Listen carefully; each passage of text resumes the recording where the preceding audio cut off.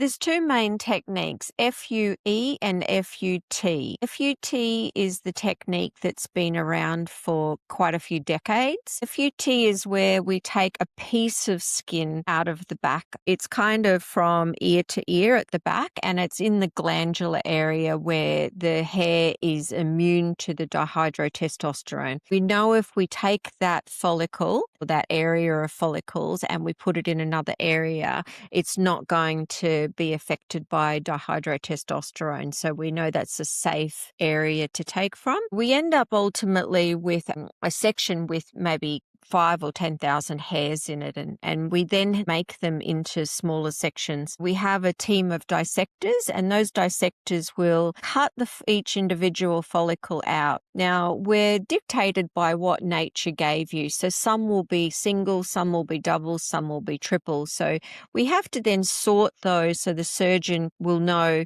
this is triple, so we're obviously not going to put those in a front hairline. We're going to put those more in the body of the hair loss. FUT is a technique that's been around for decades and is getting used less and less over time, mainly because it has quite a significant scar that goes from ear to ear in the shape of a smile across the back of the scalp.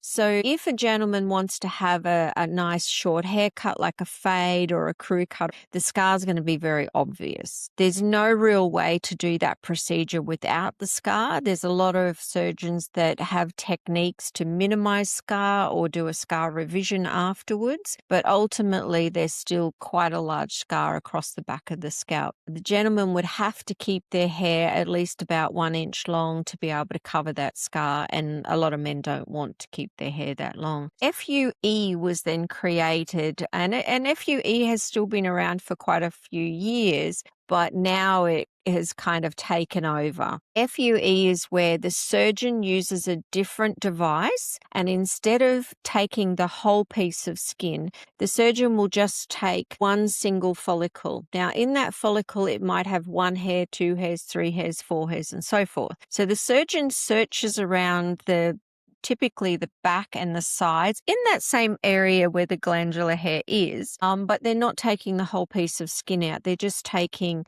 single follicles at a time.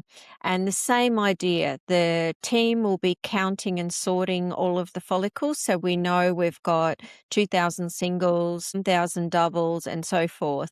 The team will clean all of these follicles up and present them back to the surgeon in order. Then the surgeon will turn the patient over. So the patient generally has quite a few breaks through the process because it is quite lengthy. And the patient goes from being face down to face up.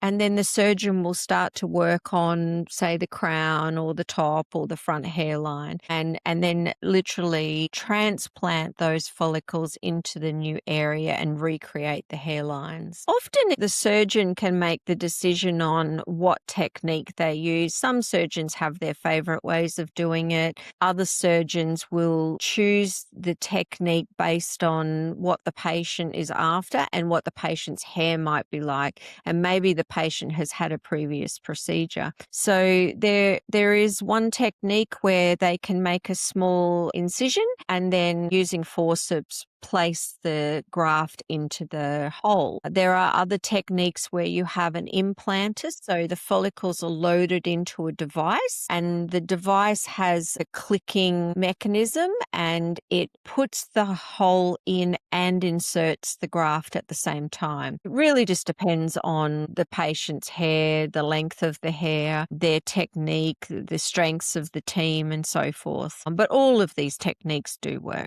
We have a team of experts at Boss Clinic, so we can do the technique that is best for you to give you the ultimate outcome with your hair.